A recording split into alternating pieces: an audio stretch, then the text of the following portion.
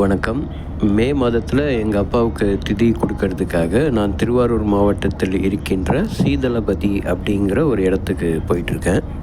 திருச்சிராப்பள்ளி தஞ்சாவூர் ஹைவேல இப்போ பயணம் செய்து கொண்டிருக்கின்றேன். இதே ரூட்டில் நம்ம திருவாரூர், நாகப்பட்டினம், வேளாங்கண்ணி எல்லாமே போகலாம். ஒரு 2 வீக்ஸ்க்கு முன்னாடி எடுக்கப்பட்ட காட்சிகள் இது. சீதளபதி அப்படின்னு நார்மலாக அந்த இடத்துக்கு பேர் சொல்லுவாங்க. அதுக்கு தில தர்ப்பணபுரி அப்படிங்கிற ஒரு பெயரும் இருக்குது. அது ஒரு பாடல் பெற்ற சிவன் கோவிலும் கூட. இப்போ திருவாரூர் நெருங்கிட்டு இருக்கோம். இன்னும் கொஞ்ச நேரத்தில் நாம் திருவாரூர் தியாகராஜ சுவாமிகள் திருக்கோயிலை கிராஸ் பண்ணி தான் அந்த சீதளபதி இடத்துக்கு போகணும். சீதளபதியில் இருக்கிற அந்த சிவன் கோயிலை முக்தீஸ்வரர் திருக்கோயில் அப்படின்னு சொல்லுவாங்க. அது மட்டும் இல்லாமல் அங்கே விநாயகர் ஆதி விநாயகர்னு சொல்லுவாங்க. மனித தலையோட ரூபத்தில் அங்கே விநாயகர் இருப்பார். அது ஒரு மிகச்சிறப்பு. இப்போது திருவாரூர் தியாகராஜ சுவாமிகள் திருக்கோயில் நெருங்கிட்டு இருக்கோம். இன்னும் சிறிது நேரத்தில் நமக்கு அந்த தெப்பக்குளம், அந்த காட்சிகள்லாம் ரொம்ப அழகாக தெரியுது. அந்த முன் கோபுரம் மிக அருமையாக தெரியுது. இப்போ இடதுபுறம் திரும்பி நாம் சீதளபதி நோக்கி போகணும். தஞ்சாவூர், கும்பகோணம் வழியாக கூட நாம் சீதளபதி போகலாம். இருந்தாலும் நான் ப்ரிஃபர் பண்ணுறது இந்த திருவாரூர் வழியாக போனால் கொஞ்சம் சீக்கிரம் போகிற மாதிரி இருக்குது. ரூட்டும் நல்லாயிருக்கும். திருவாரூர்லேருந்து சுமார் 35 கிலோமீட்டர் தொலைவில் நம்ம வேளாங்கண்ணியை அடையலாம்.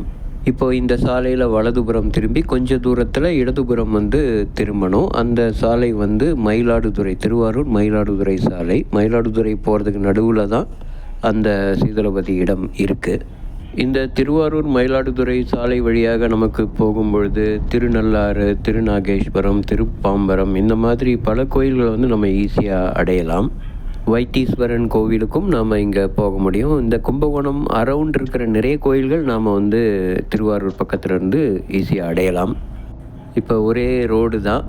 ஒரு அரை மணி நேரம் கார் டிரைவில் அந்த இடத்த நாம் அடைஞ்சிருவோம். அந்த சீதளபதி போகிறதுக்கு முன்னாடி மகா சரஸ்வதி அம்மன் கோவில், கூத்தனூர் கோவிலும் நாம் கிராஸ் பண்ணி தான் போவோம்.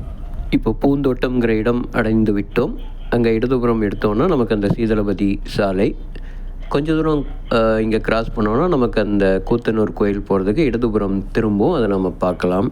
இப்போ நம்ம போயிட்டுருக்கிற இந்த சாலை வழியாக கும்பகோணம், நாச்சியார் கோயிலெலாம் நம்ம போக முடியும். திருவிழிமிழலை திருக்கோயிலும் நாம் இந்த சாலையில் அடையலாம். இப்போ இடதுபுறம் இந்த கார் திரும்புது இல்லைங்களா, அந்த ரோட்டில் போனோம்னா நம்ம மகா சரஸ்வதி அம்மன் கோயிலுக்கு போயிடலாம். இப்போ நம்ம நேராக சீதளபதிக்கு போகணும்.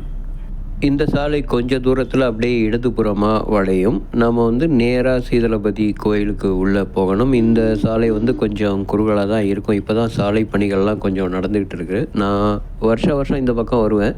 இந்த இடம் பார்த்த மாதிரி அப்படியே தான் இருக்குது. கோவில்கிட்ட இப்போ தான் கொஞ்சம் சாலைகள்லாம் போட்டுக்கிட்டு இருக்காங்க. இந்த முக்தீஸ்வரர் கோயிலுடைய ஸ்பெஷாலிட்டி என்னென்னா, நாள், கிழமை, திதி இதெல்லாம் பார்க்க வேண்டாம். எப்போ வேணால் இறந்தவர்களுக்கு நாம் திதி கொடுக்கலாம். இங்கே நித்திய அமாவாசை அப்படின்னு சொல்லுவாங்க.